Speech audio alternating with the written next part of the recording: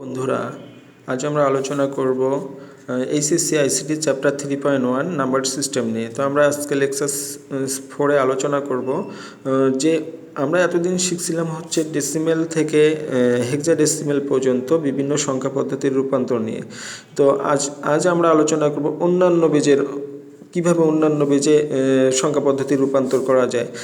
তো আমরা দেখতেছি যে হচ্ছে হলো যে ধরুন আমরা 3, 2, 1 এটি হচ্ছে হলো যে 7 বেজের অঙ্কটি।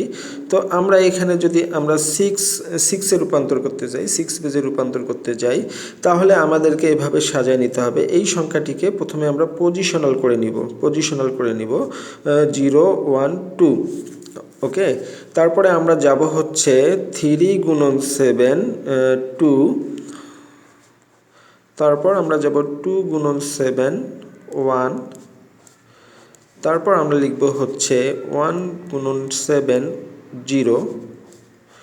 তো আমরা এটা মনে রাখবো যে আমাদের যে কোনো অঙ্ক তৈরি করতে গেলে আমাদেরকে প্রথমে ডেসিমেলে রূপান্তর করতে হবে। এই অঙ্কটিকে আমরা প্রথমে ডেসিমেলে রূপান্তর করব।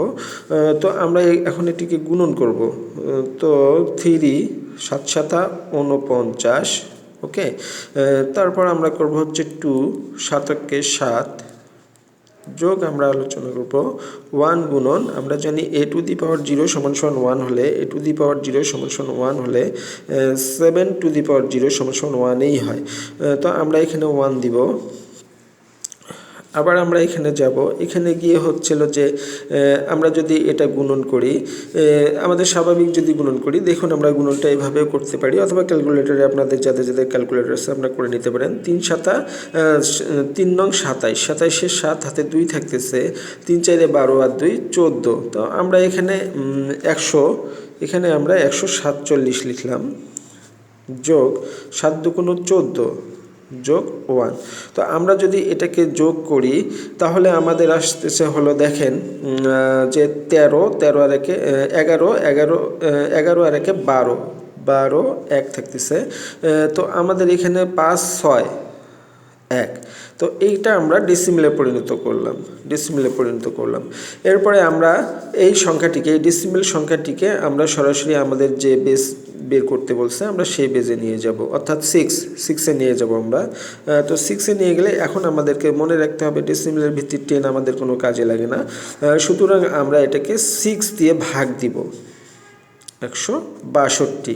আচ্ছা, এখন যদি আমরা এই অঙ্কটাকে ভাগ করি তাহলে হচ্ছে দেখা যাচ্ছে যে হচ্ছে 27 6-এর সাথে যদি আপনি 27-এর সাথে যদি 6 গুণন করেন তাহলে দেখা যাবে যে 162 চলে আসছে।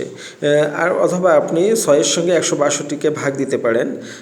তারপরে আমরা আবার 6 দিয়ে ভাগ দিব। তো 6 দিয়ে ভাগ দিলে হচ্ছিল যে 4 6 24 থাকলে আমাদের হাতে থাকতেছে 3। এটাকে মডিউলাস বলে আর কি। তো আবার আমরা করব 6-এর সাথে যদি আমরা 4কে ভাগ দেই, দেখুন আমাদের বড় সংখ্যা থেকে ছোট সংখ্যা ভাগ কখনোই হয় না। তো আমরা এভাবে লিখব 6 0 0, এখানে 4 থাকতেছে। তো আমরা এখানে আমরা দিব 0 আর 4। তাহলে এটি হচ্ছে এমএসবি আর এটি হচ্ছে এমএসবি, এলএসবি আর এটা হচ্ছে এমএসবি, এটি হচ্ছে এমএসবি আর এটি হচ্ছে এলএসবি।